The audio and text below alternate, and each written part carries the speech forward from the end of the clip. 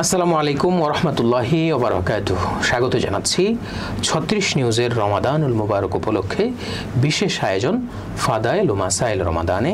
আমাদের কাছে বেশ কিছু প্রশ্ন এসেছে, আপনাদের পাঠানো সেই প্রশ্নগুলো আমরা উপস্থাপন করছি শাইখুল হাদিস মুফতি জাকারিয়া হাফিজাউল্লাহর কাছে।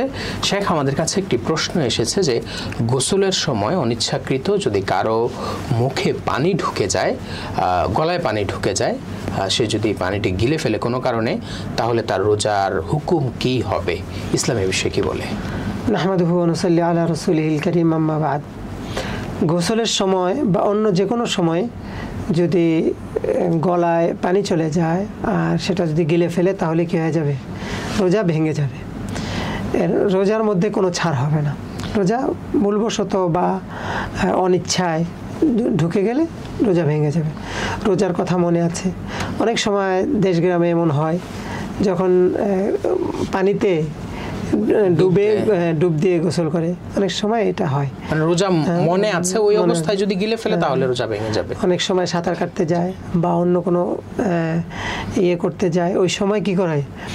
ডুব দিতে যায়, তখন তার মুখের ভিতরে পানি চলে যায়, বা নাকের মধ্যে অনেক সময় পানি চলে, নাক দিয়ে মুখের ভিতরে চলে যায়, ওইটা গিলে ফেলে, তাহলে কি হয়ে যাবে? রোজা ভেঙে যাবে। মোট কথা, রোজার কথা মনে আছে, ভুলবশত বলতে অনিচ্ছায় এটা ভুলবশত, এটা বলতে ভুলে গেছে, এটা না। রোজার কথা ভুলে নেই, রোজার কথা মনে আছে, কিন্তু কাজটা হয়েছে অনিচ্ছাকৃতভাবে, তাহলে কি হয়ে যাবে? রোজা ভেঙে যাবে। ওযুর সময় অনেকে গড়গড়া করলে রোজার সময় পানি ভেতরে চলে যায়, এই হুকুমটা কি হবে? জি, রোজার সময় রোজা রেখে যদি কেউ গড়গড়া করে অজুতে, তাহলে রোজা ভেঙে যাবে। গড়গড়া করলে বলতে, গড়গড়া করার দ্বারা যদি ভিতরে পানি ঢুকে যায়, অনেক সময় গড়গড়া করে উপরের দিকে রেখে, তাহলে রোজা ভাঙবে না।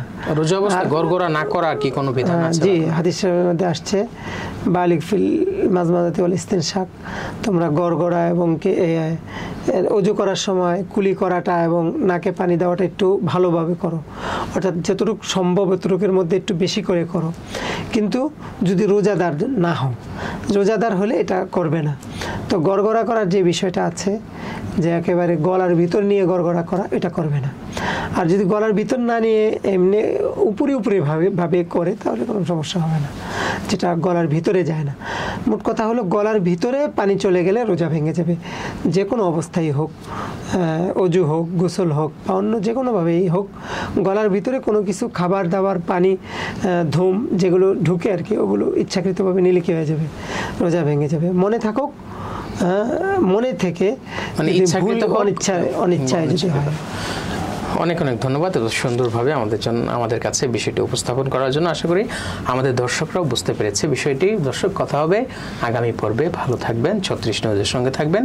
আমাদের রমজান ইবাদতে কাটুক। আসসালামু আলাইকুম।